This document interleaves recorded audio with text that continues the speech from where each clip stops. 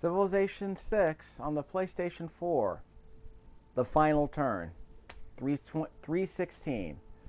In the year 2035, the Aztecs launched a final module needed to complete the space race. A square.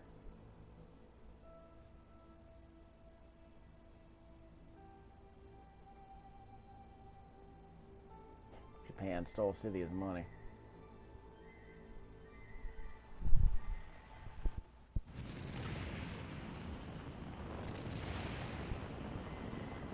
Hydroponics module has been launched as the third of the 3 modules you needed for the science victory.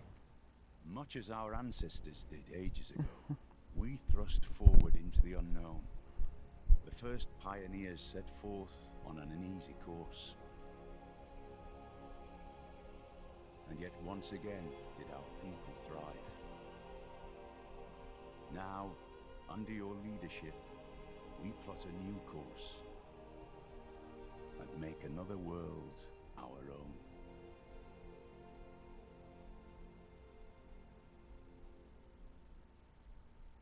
Yeah, you finally saw me beat a game on this channel. Actually, I already beat Mutant Apocalypse on the Super NES, that X-Men game, but that doesn't count. I'd already beaten that game like several decades ago.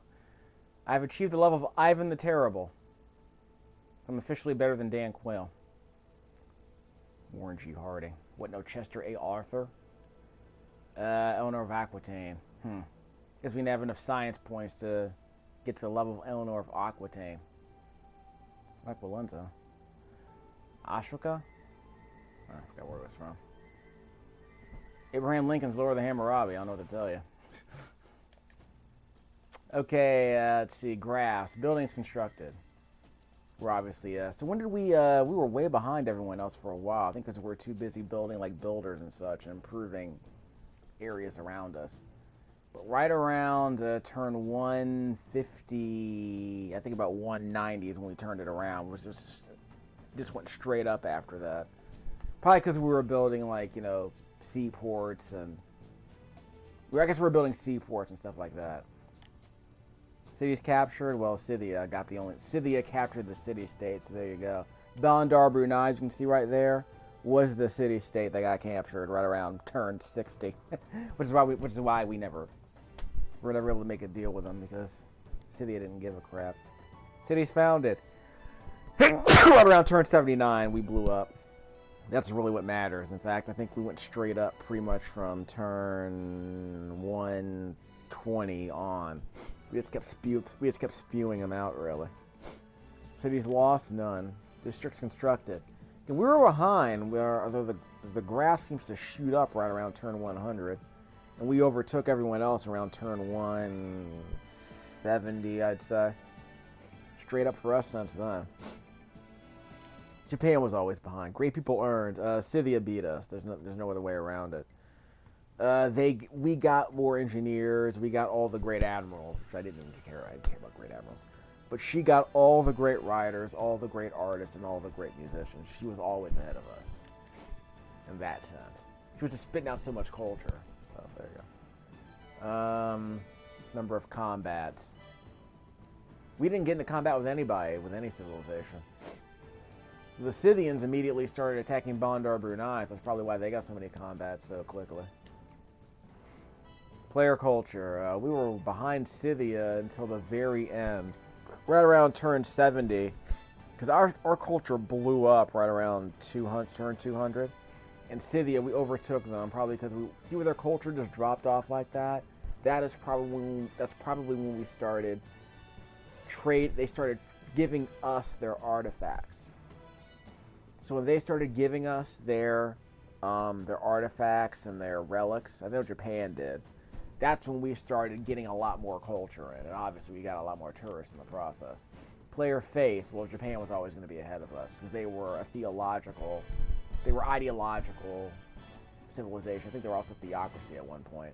But our player faith shot up right around turn 260, 270, because that's when we started committing to the policies that allowed us to generate those walls of religious units around our major cities and around our capitals. So when we switched to that policy, we were getting holy site adjacency bonuses, and we're doubling the output of our holy sites, and that's why that spike occurred. And ever since then, we stayed high, just generating a bunch of faith every turn, building those walls around our city. And when we get back to the game, for this epilogue, I'm going to review some of the strategies I used at some point. It would be nice to see like a timeline of like, it would be nice to see how the map looks, like every turn, how the civilization grew, like every city that got formed. That would be nice to see. Maybe a sequel, maybe a DLC or a mod would show that. Like, here's how the map grew over time. Here's where all the cities were placed over time. That would be interesting to see. Player goals. This is hilarious. Our money this is an exponential graph, right? This is exponential, logarithmic. I can't remember. But basically, we never lost money until around turn 2. I want to say we never lost money at all until around turn 170. And then we just never lost money ever until near the end of the game. We actually started using that money to buy stuff, like units. So no one was anywhere near us at any point. It was never close. Right around turn 100, it was never close. Compound interest, son. Player science. We were ahead of everyone, but then the Scythians kind of leapfrogged us right around turn 125. But then once we got ahead of them in turn 170, we never looked back. And then after a while, we didn't need any more science. I don't know. Japan didn't give a crap for a while. I guess they were focused on the war. I don't know. Player score. Again, we weren't playing for score. But once we got to turn 100, 125, we were ahead of Scythia, and we never looked back. So that kind of we were tied there for a while there, but we just stayed ahead of them. Total religions. Well, everyone only had one. Imagine finding more than one. Units killed. All the units that we lost were... Yeah, all the units we lost, I want to say, were religious units. And that was right around the time we started fighting the Japanese. Those are the units we killed. All the people we killed, they weren't barbarians. They were Japanese missionaries. So they killed some of us, and obviously they got some of the Scythians. Units lost. The Scythians apparently didn't lose anybody. Is that what's going on here? The Scythians didn't lose anybody. Huh. That's amusing. But of course, all the units the Japanese lost, or most of the units that were lost, were religious units, because they tried to convert us, and we weren't having it. So you know how it is. Units kill. See how the units kill, units lost map just flips like that. So I'll get rid of this. I'll get rid of the Scythian to show you what I mean. Check out the blue and white lines. They just flip like that. So I guess we killed them. That's what matters. And of course, Tamiris didn't lose anybody, which is kind of amazing. Never in the history of civilization has any civilization never lost a soldier, but hey, here we are. Never lost a missionary either, because they got converted by the Japanese. Wonders constructed, wars declared, yeah. Scythia, I guess, declared war on a city-state, and they won, and no wars were ever declared since then. There were troop movements, but no, it was a Cold War, basically, for about several centuries, several millennia. Wonders constructed. We got ahead of everyone right around turn 125. And then we were always ahead or tied for first. Nope, wait. The Scythians, actually no, I confused them. The Scythians got ahead of us. We were in front for about 20 turns, but then the Scythians got ahead of us, and I understand that. They built a lot of stuff we didn't really need. So I'm not going to complain about that. Buildings constructed. Well, we were way behind. And then we just went straight up right around turn 125. And then right around turn 200, the line's just straight up. Like, it's not even funny. And then we overtook everyone in turn 230, and we never looked back. Cities captured. Well, the Scythians got the Bandar Brunei city-state. So cities founded, I think we were always in the lead there. After turn 50, we were always in the lead. It was never even close after that. The Japanese kind of expanded reasonably well. Don't get me started on the Scythians building cities right on our border. We're not going to talk about that. No cities were lost at any point. So we're done. So what to do? One more turn? This is the epilogue, like I said. Okay. Look at our pins. We're going to build an amenity out here just to supplement the Quad City area. This district would eventually get zoos and stadia, that can be used to spread amenities to cities within to city centers within 6 tiles of this place. So essentially, they could be sent to Boisacog, Yellow, and Yukon. All 4 of those cities would benefit from a zoo if it were there. We don't need to build that because Seacog couldn't build it because the Seacog needed to be level 13 before we could build it there. Why didn't we build it in Yukon? Because there was no place. If we built it in Yukon, it wouldn't be close enough to Boisacog. That was my logic. So we're not going to worry about that. Lux. We wanted to build a city out here. Turns out it wasn't necessary. End of conversation. I figured out that if I was going to build cities, I wanted to build them at choke points, or I wanted to build them where there were new luxuries nearby. So if you build a city here, you get access to the coffee. There's a coffee tile. There's a coffee tile about 2 tiles away here. You get access to the what is that? That's coffee too. It looks like you get access to the coffee there. If you need strategic resources, you can grab one of those. But of course, if you mine quarries, if you create quarries out of that stuff and the stone over here, you get a whole bunch of productivity right off the bat. So if you're starting out the game, those icons are going to be extremely useful. But I would say go for luxuries, because if you get a luxury, it means that your cities get amenities, and when your cities are happy, they are less likely, they are more productive when they are happy. And to keep them happy, you need to give them luxuries. If you don't give them luxuries, you need to waste time building, entertainment complexes and such. And if your city isn't big enough to support them, like if your city isn't large enough to support an entertainment complex, you're going to have to waste time, basically, building those entertainment complexes instead of building stuff you need, like commercial hubs, which give you money, or production, or harbors that give you more trade routes, which give you way more money and way more amenities than a zoo will. So you might need an amenity just to keep your citizens more productive, because if they're displeased, they're not gonna produce as much for you. I don't know what difference it makes. All I know is that cities are less productive when they're not happy. City status. So all of our cities are happy or content except for Chapo. Again, when your city reaches level 3, I want to say. Yes, see, check out Norpass right there. That's our newest city on the far northeastern corner of the map. It's a size of 2. That's what the second column is. So we don't need amenities. That's why in the middle of the screen it says 0/0.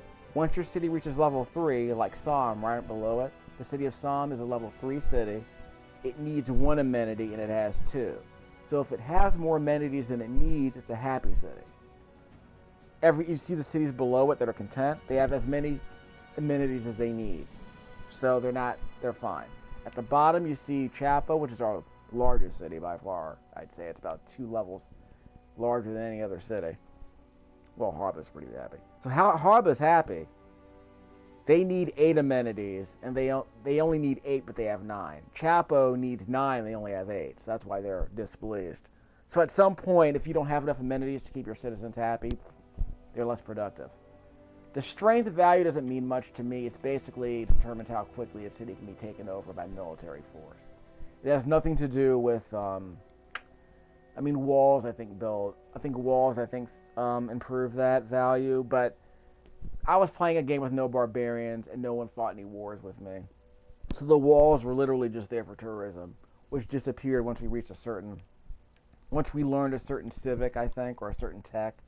After a while, you don't get tourists anymore to see your walls. No Berlin walls, no Wailing walls. No one cares about your walls. What else? Triangle. Chapo needs amenities. Already established that. In fact, let me just mention that in passing during this, just part of this epilogue. Chapo had, let's go to the city status. Here's the important thing, displeased. They get 6 amenities from luxury resources, which is weird. I thought they have 1 from a national park. You see right there, national parks. They get 1 from city-states. That was probably, I forget what city gives them that. One of our city-states gives us amenities. Of course, luxuries are give us the most amenities. So if we built an entertainment district here, that would mean we would need fewer amenities to stay happy. But because we don't have an entertainment district, we're just snatching up all the luxuries we can. And I just need to mention that in passing. If you have not that resources. If you have luxuries, they're going to show up here. A luxury that is, if you have a luxury on a tile in your territory, if you improve it with a builder, then you grab that luxury.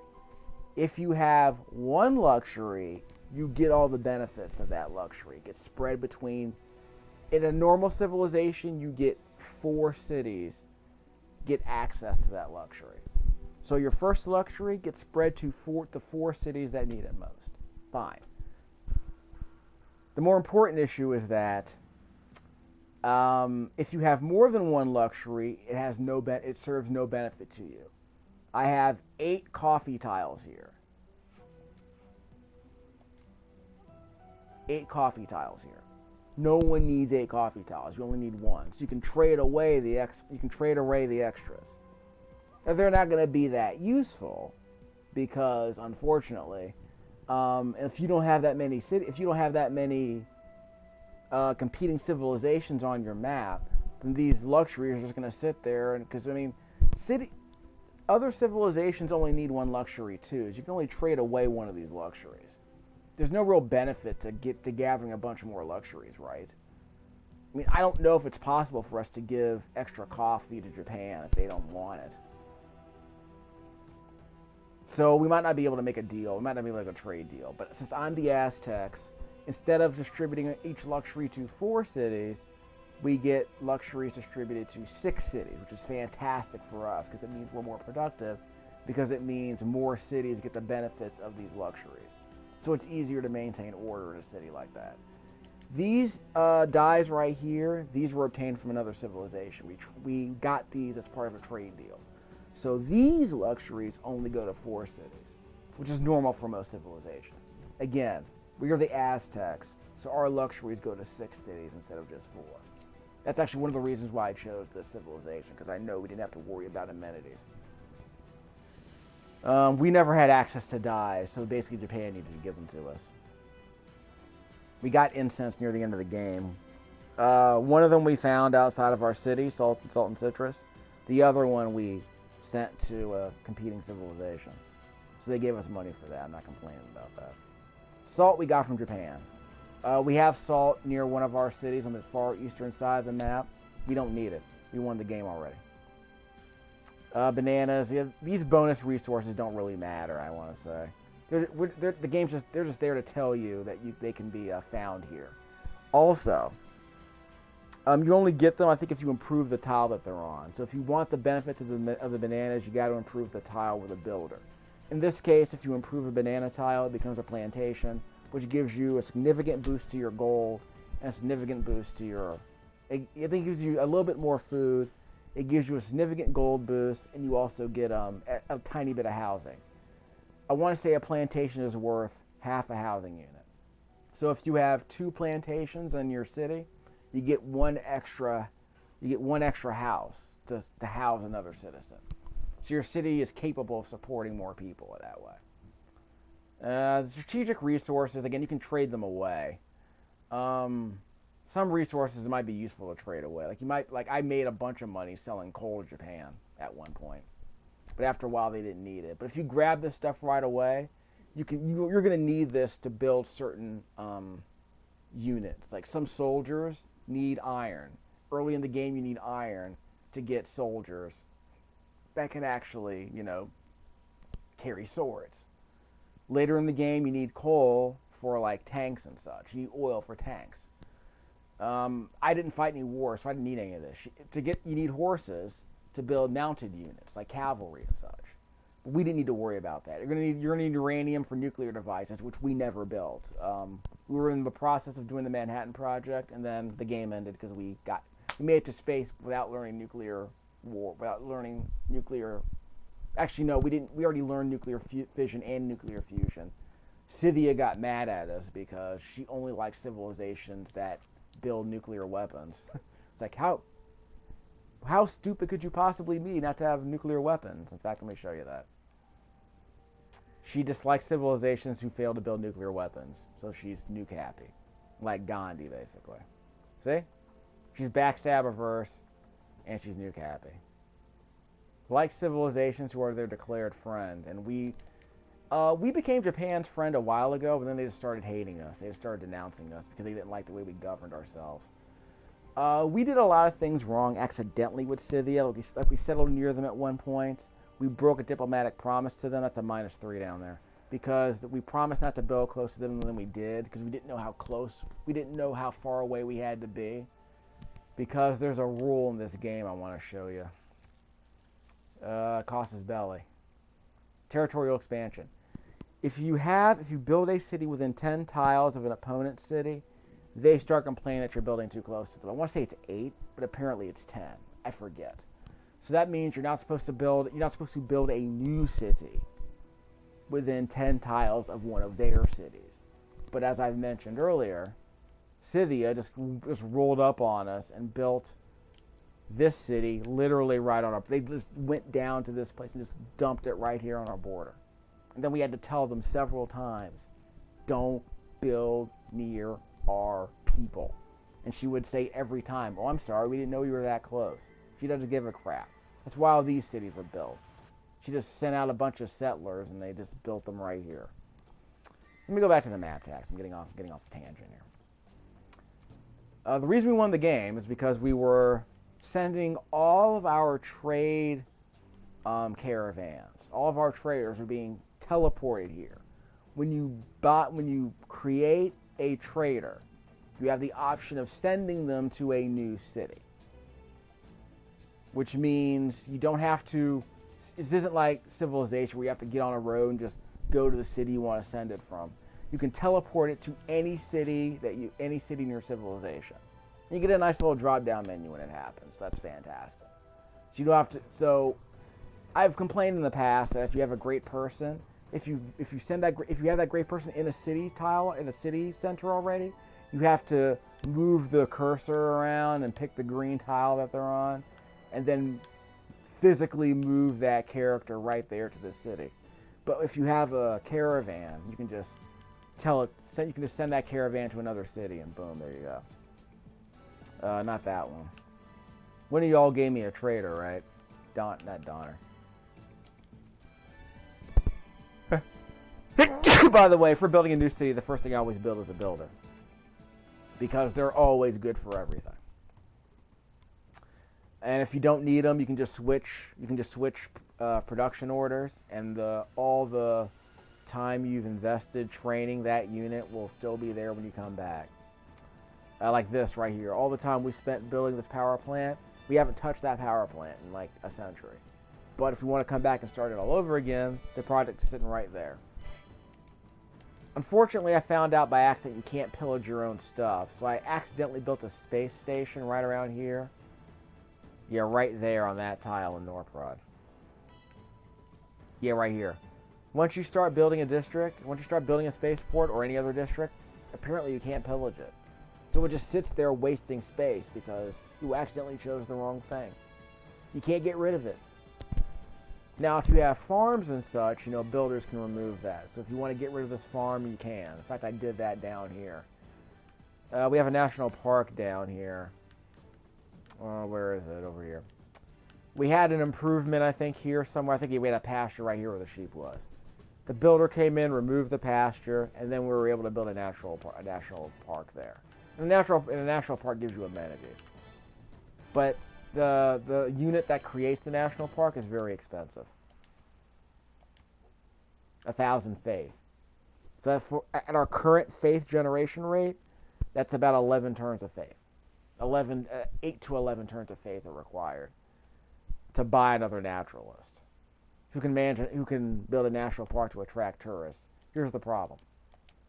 Tourism's kind of hard to track, unfortunately. There's supposed to be a lens right here for tourism, but it's not very useful because the numbers never seem to be accurate. Now they seem to be accurate, but for a long time I got a lot of zeros here, even though we had a national park, which made no sense to me. So that's not terribly useful, but apparently at this point, I guess it's not bugged anymore. So we're able to do a better job of seeing where our tourists are going specifically, like the pyramids, whatever that building is. I don't remember. I think it might be the Great Library. We got a theatrical district right there. We also have an art museum there too, so stuff like that. Wonders, the usual. That's not useful. I've mentioned in other videos that some of these maps are really useful. This one not so much, but at least it shows you what cities are your religion and which ones aren't.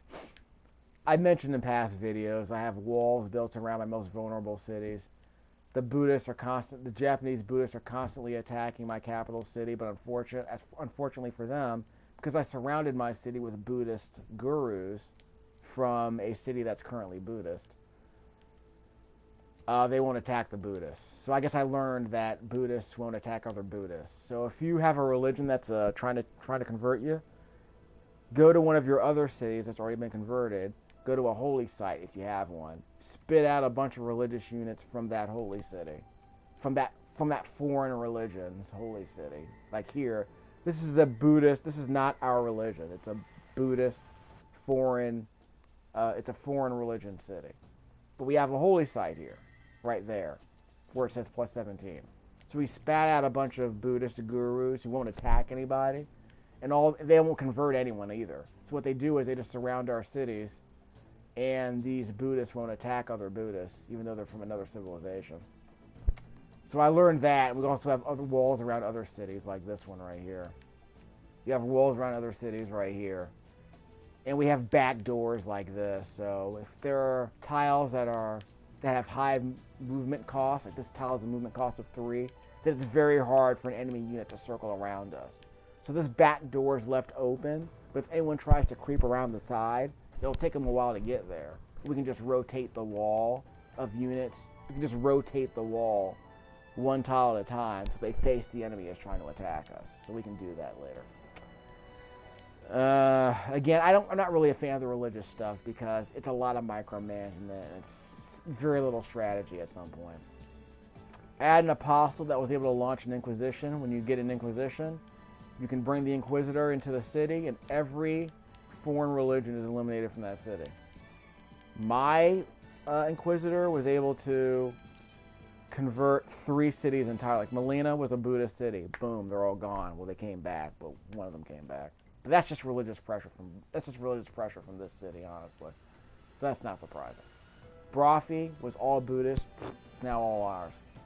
This blue religion is ours. The death goddess Land of Valkyrie from Valkyrie Profile. We worship Valkyrie. We worship Land of Valkyrie. Anyway, Haba, we sent the Inquisitor in there. So all 3 Inquisition charges we had were spent on these 3 cities.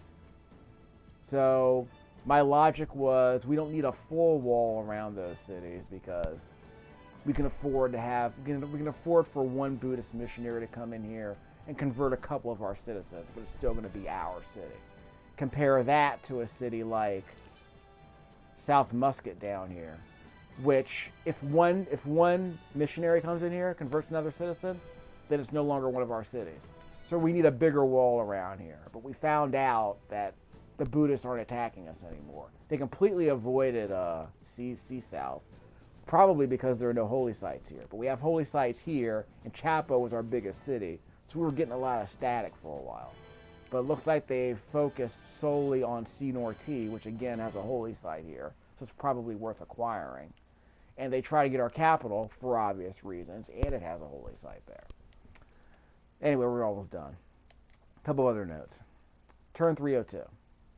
We're going to get rid of that. We had to build a neighborhood here because at some point your city needs more people. It needs more houses to store the people who are moving in. Just generally speaking, if your city has 2 food tiles, and I'll show you that in a second. Where's Alexandria? Here we go. Your city has 2 food tiles. Yields. So this city can support, each citizen eats 2 corn cobs. This city can support 13.5 people, basically. So right now we have 18. See where the denominator under the name Tripoli, it says 12/18. We can house 18 people in this city because we kept building these neighborhoods, these old green buildings over here. I guess they're apartment complexes. So the idea is that if we build neighborhoods, we can house more people who will eat the food.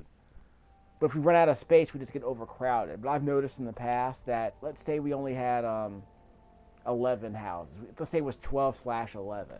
We'd be fine for a while. I don't know what happens if we let the city stay overcrowded. Maybe they just leave after a while. But I've noticed that if your city is overcrowded, they can stay overcrowded for a couple of turns before they start getting mad. Apparently, for at least one turn, maybe two, your city is overcrowded. But I guess it doesn't hurt anybody. So I guess we're okay in that sense. So we can remove that tile. I should also mention in passing that if you have farms, there is a policy that you can select. I can't show you that. I'm not gonna waste gold opening that. There's a policy where you're allowed to convert farms to neighborhoods. So this neighborhood right here, this tile has an appeal of charming, which is a level 2. For 50 gold per point per appeal score. This appeal score is 2. So 50 times 2 means 100. We get 100 gold if we convert this farm to a neighborhood. So there were times where I went on buying sprees, just converting farms like that to neighborhoods, just so I can make money. So that was another thing I was doing to make money. And once you do that, you can start building the neighborhood, and then you can house more people. Ideally, farms only have half a housing unit. Neighborhoods have several. They have anywhere from 2 to 6 extra houses to a district like that. It's a permanent commitment, but the idea is that if you need the space, you're going to want multiple neighborhoods in a city like Tripoli, which can house 18 people now because we're generating so much food from these fish and these floodplains. So you need places to keep people. There were some cities like Sea South here in the middle of the desert.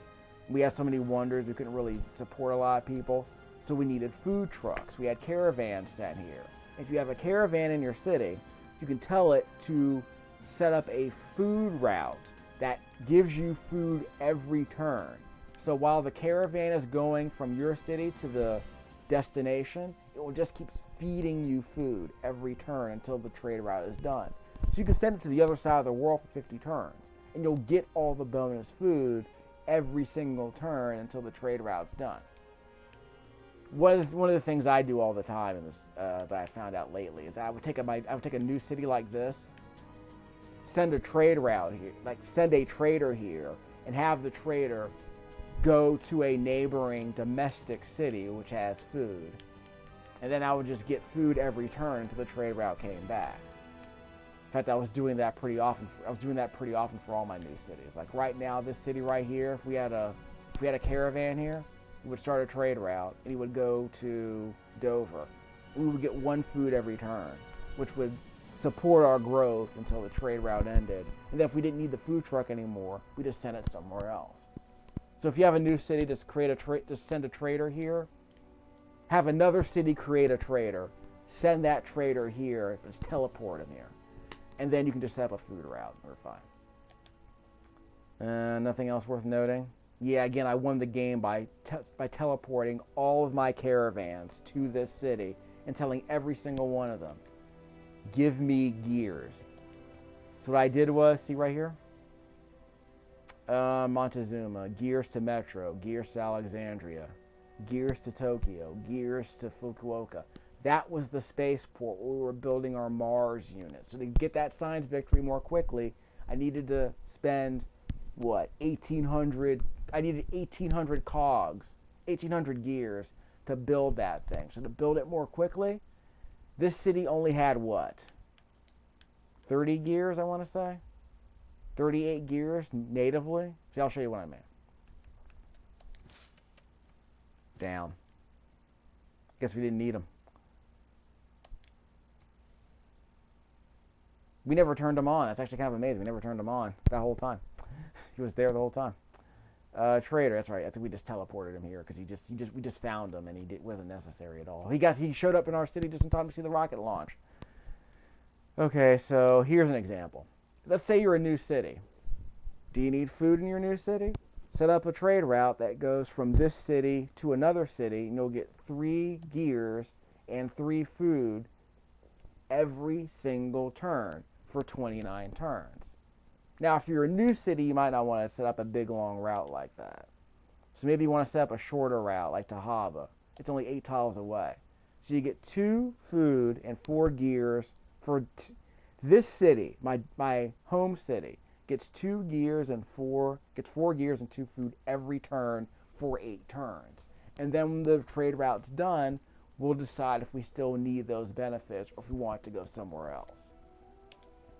We can also, that's the point of doing domestic routes, really, is to get food and productivity sent to you. So what we were doing is we were just sending out a bunch of caravans to cities that would give us production, specifically right here. So we said, send a trader to, Takasaki. We're going to get 5 gears every turn. We literally sent a trader, we sent every trader we had to gears. And we said, send that trader anywhere that's giving you a bunch of gears like this. So we got so many gears in this city. We got so many cogs in this city that we ended up getting C113. See that? Yields. We were getting 78 extra gears from all the traders that were leaving gears and going to all these other cities that were just bringing all these gears to us every single turn. So if you're building a wonder, I guess, or if you're building anything that can't be sped up by purchasing it, just spit out a bunch of caravans, send them to the same city, have the caravans send trade routes anywhere that will give you gears. If you need food, have them set up food trade routes, like I just said. So if you need something, get a trader here. Not you. So if you need something, send a trader there. Tell them, what do you want? What do you need? What does your city need? Do you need food? Here are your choices. Do you need production? Here are your choices. Do you need gold? Here are the richest trade routes on your route. This is how much gold you're going to get per turn if you do that. Science? You want science? You don't need science by the end of the game, because all you're learning at that point is future tech. Unless you're going for a score victory. Culture. Do you want culture? These are the most productive routes for culture. Faith. Do you need extra faith points? That's how you get it. Jerusalem is a faith-based city-state. We'll talk about the city-states later. I guess we'll talk about the city. I don't know. Brussels turned out to be pretty useful. The envoy thing's kind of annoying because there weren't that many civilizations competing with them. Generally speaking, if you earn envoys over time, if you get an envoy, you end up getting bonuses like this. Every city-state has different bonuses like this. If you have 1 envoy there, you get 2 faith in your capital city. If you have 3 envoys there, you get 2 faith in every holy site district. If you have 6 envoys there, you get 2 additional faith for every holy site district. And if you're the Caesarian, you get a bunch of diplomacy bonuses. In order to become Caesarian, you need at least 3 envoys, and you need to have more envoys than any other civilization. Clearly, I have more envoys than any other civilization because I have 11. So if you have more than 3, the Caesarian, the person with the most envoys in that city-state beyond 3 becomes Caesarian. It's a privileged status. Some of these quests suck. Jerusalem wanted me to set up a trade route to them. They were literally on the other side of the map. I was over here.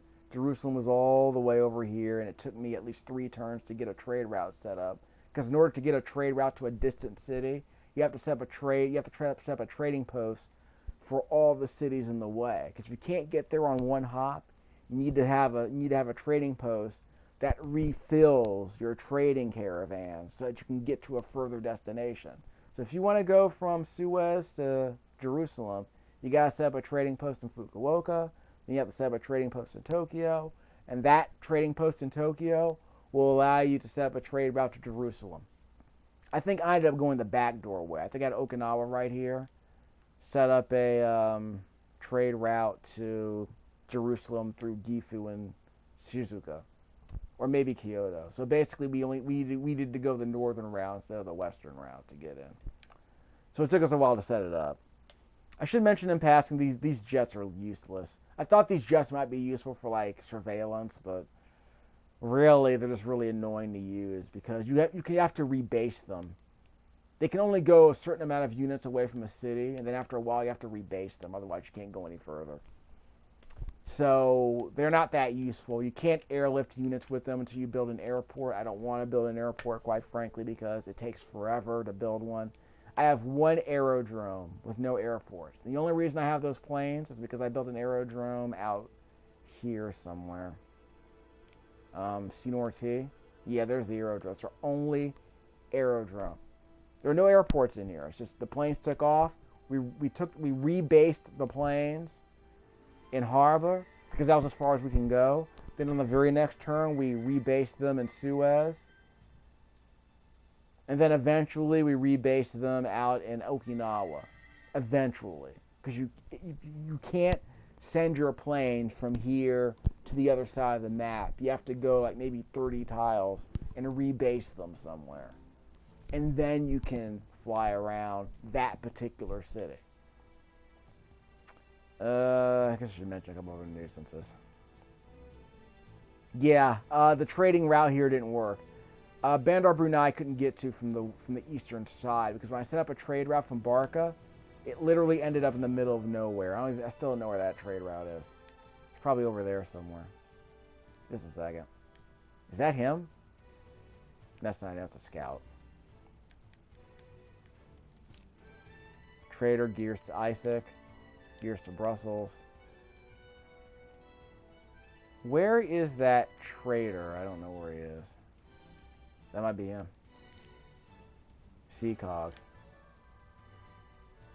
So basically there was a trade route somewhere. I think it's, I forget what map it is. Not the Empire. This is an interesting lens because it shows you all the districts that have been built. Political. We used to be able to see all the traders. I wonder where they are. That's probably one of them. Yeah, one of these lenses allows me to see the traders. Religion? No, continent. Some of these are busier than others, so some of these are useful if you want to see a particular thing. So in the end, I don't know how we got to Bandar Brunei. Yeah, I'm stumped. Because we sent out a trader from, what's that city? We sent out a trader like years ago, and we never find it. They said it was a 14-turn route, and they lied to me, and it probably made 140. That's ours. It's not a trader. That's a trader. Gears to Pokrova. So I have no idea where the trader is. If you're looking for a trader, good luck. Probably never going to find it. Where's the one to Bandar Brunei? Seacog to Bandar Brunei. Yeah, Barca to Bandar Brunei. So that's a 14-turn route. That thing has been lost at sea. It's not. That's a bug. Because as soon as I chose that route, an error appeared right here in the middle of my cop. I have no idea what's going on. So I have no. I guess that's supposed to be our trading post that gets us to Bandar Brunei. The problem is that we should have just been able to build a trade route from Barca out to Bandar Brunei. That's my biggest complaint about this game. You do not have a choice as to where the trade route goes. The game automatically selects a route for you, and you cannot deviate from it. If you could, I would have done it. I would say, hey, literally, I should be able to take this trader here. Because in Civilization 2, you can tell a trader, you can tell a caravan, go in this direction, and then go here, and as soon as you arrive at the city, the game will ask you, do you want to set up a trade route here, or do you want to keep moving to another city?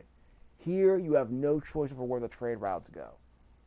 I have no idea. If there's a way to do it, I don't know how. The game doesn't explain it.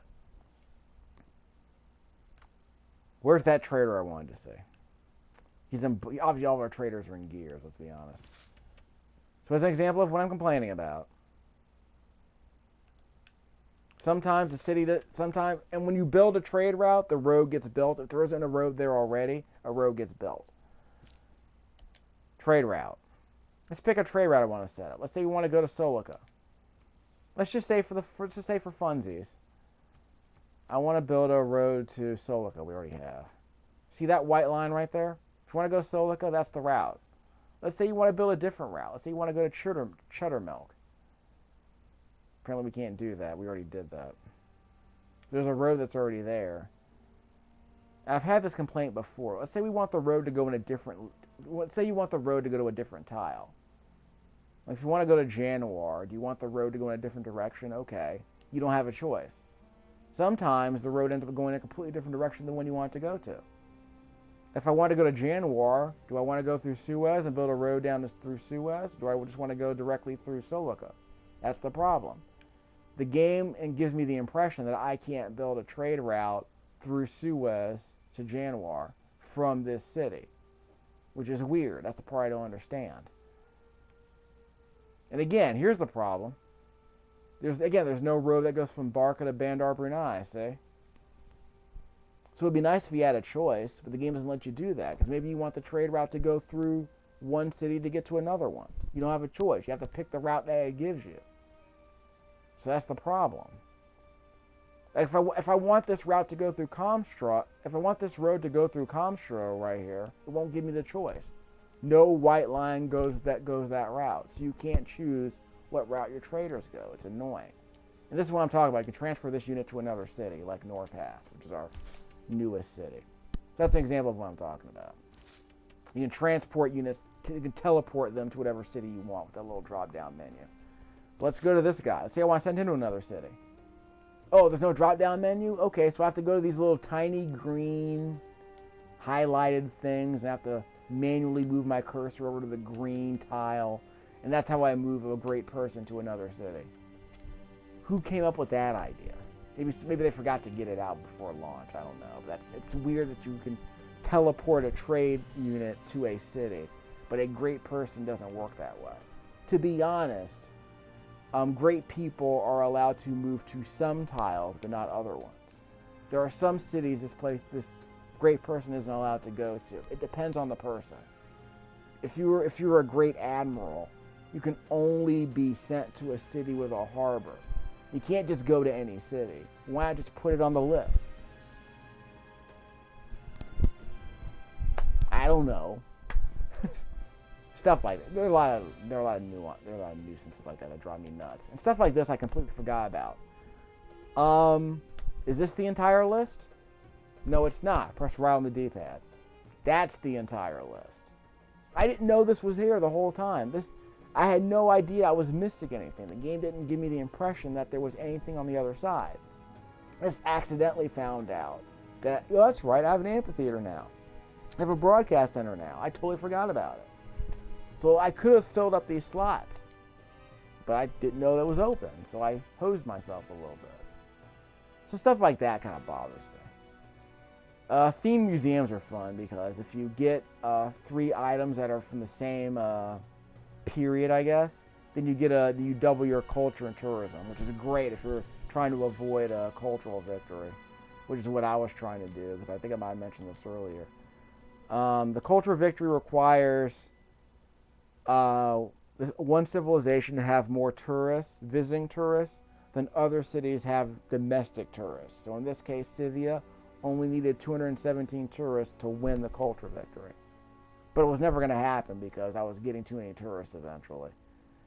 So I was never going to win the cultural victory, but I was always able to kind of avoid losing because I was constantly getting more tourists. I was trading for more relics. I was trading for books. I was trading for... Basically, Japan kept giving us a bunch of relics because every time their apostles and missionaries died, they became relics. So all I did was just go over here and just trade. I bought a couple of them, but a lot of them I literally traded luxuries for these.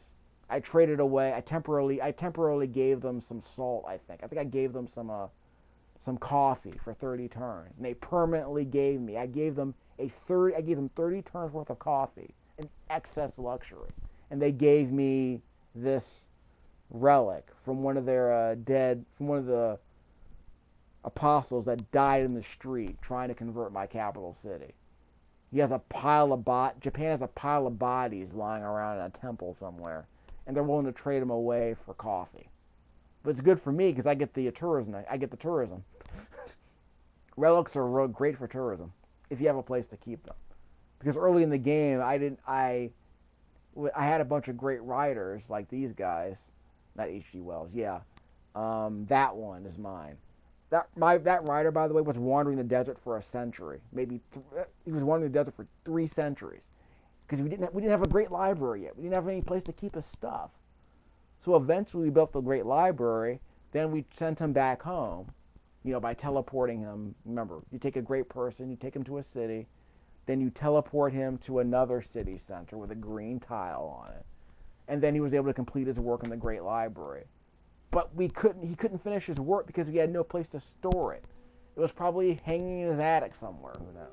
He was wandering the desert, who knows where that book was hiding out all this time. But that's what I mean. It's like the game gives you a great person, but if that great person can't display their great work anywhere, it's as if that great person serves no purpose. A great writer is useless if you don't have a library to keep their books in. This palace can hold anything. I found that out accidentally, by the way. And this cursor isn't great because it always ends up on the far corner. So it doesn't literally line up with the boxes. That's not very good. Come on, guys, you gotta fix that. Anyway, and like I found out accidentally that this palace can hold any great work. But again, I found out after the fact because the game didn't make that clear. I'm just saying. The university can only hold books. The amphitheater can only hold books. The art museum can only hold paintings. The broadcast center can only hold music. And we never bothered to earn any great musicians. And Scythia had all the great musicians, and they wouldn't give us any of their works. The Scythians have like 3 or 4 great works of music, and they won't trade any of them away. I guess they wanted a cultural victory, I guess. But they're willing to give us artifacts. In fact, we found an artifact over in Cumberland, I think. No, actually, I think we found a shipwreck or something. Yeah, it was right there in Okinawa, I think we found an artifact. Right outside of Okinawa. And we brought it back to a city and we put it on display. Great. The point is that archaeologist thing was a whole lot of noise for not a lot of signal. I don't think that was worth it, quite frankly. Mini-map. The mini-map is what it is. Government. Again, at this point, when you've learned everything in your tech tree, all you can learn is future tech. And future tech is only good for points. Civics, once you've learned all the civics, the only thing you can learn is future civics. When you learn a new civic, you can change policies for free. If you want to change them, if you want to change it early, you have to press the options button, pay 150 gold, and you can change. If you want to switch governments, you can switch to a government. If you switch to a new government that's in the same era as yours, everyone's cool with it. If you switch to a government, if you revert to a government you previously had, you go into anarchy for 3 turns. If you revert to I think we can actually revert to a monarchy because we never had one. I think democracies are allowed to convert to monarchies if they were never a monarchy in the past. We used to be a merchant republic. So if we revert from a democracy to a merchant republic, 3 turns of anarchy. If we change from a democracy to a monarchy, people are willing to try it out. Which to me is stupid. And again, you can see these colored tiles here. Some governments have multiple reds, some have multiple yellows. The greens to me are almost completely worthless because they're almost always related to city-states and envoys, and you don't get much of a bonus from them usually.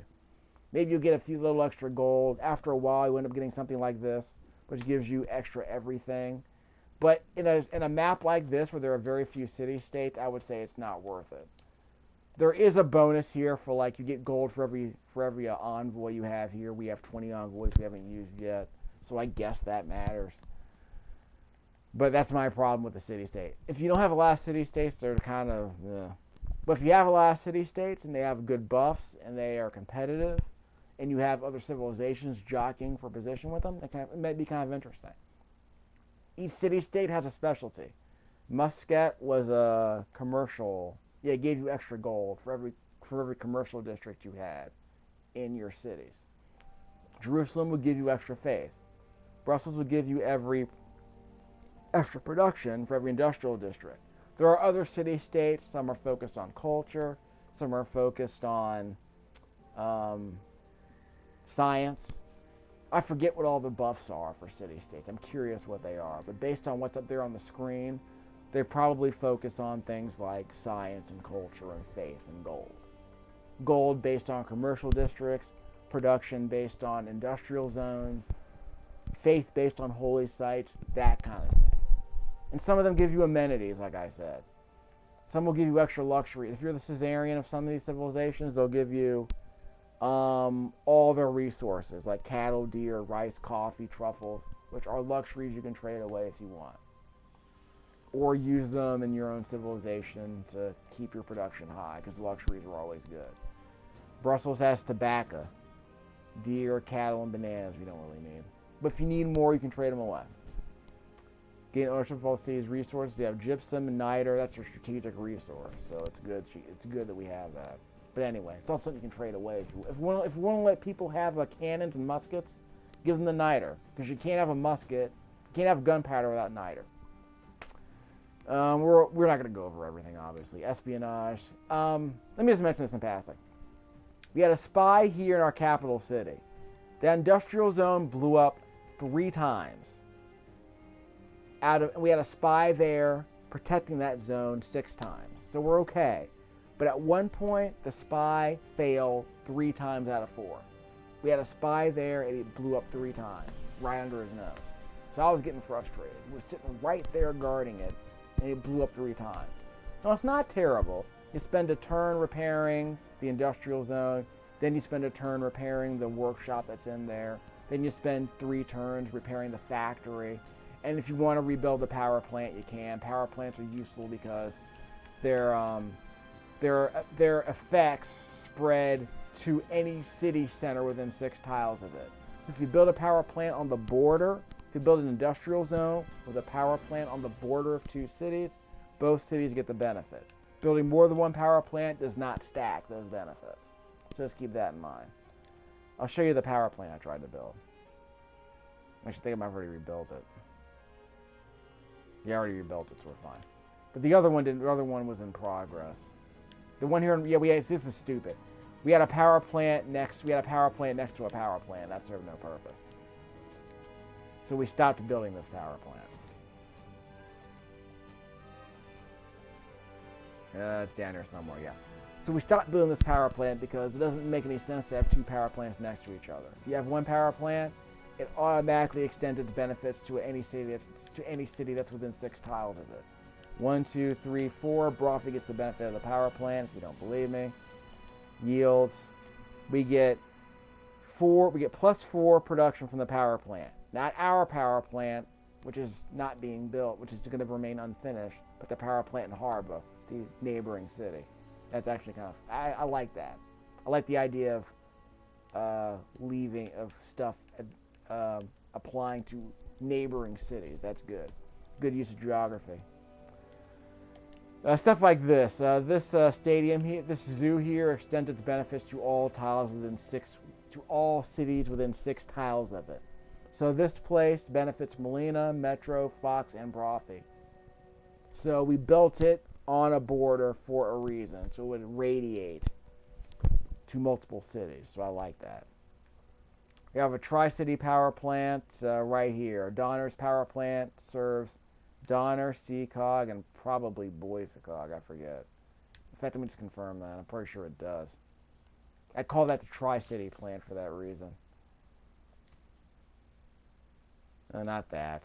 Yields. We get 4 from the power plant. Seacog gets 4 from the power plant. Boisacog gets, not that, 4 from the power plant. So they get the benefit of having that power plant so close to it. It's sort of a regional building. So that's something I'm going to spend more time thinking about next time.